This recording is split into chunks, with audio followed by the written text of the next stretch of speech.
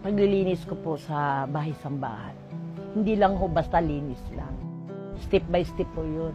May bahagdan, kumbaga, pag hindi 100% malinis, hindi ko po iwanan. Nasabi po ni Mama na bago ka humiling sa Ama, dapat may gawin ka muna na ikalulugod niya.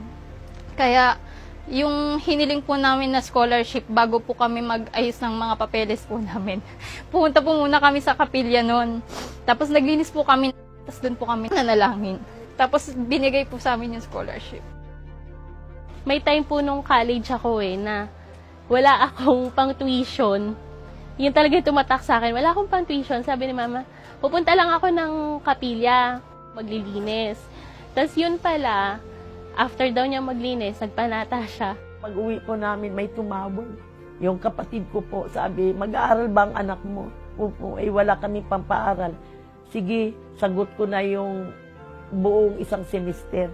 Sabi ko sa anak ko, yan ang kasagutan. Kasi alam ng Diyos, kailangan nating salamat po, Iglesia ni Cristo kami lahat. At ang aking mga anak, mananampalataya sa pagtupad. Yan po ang tanging naming kayamanan sa mundong ito.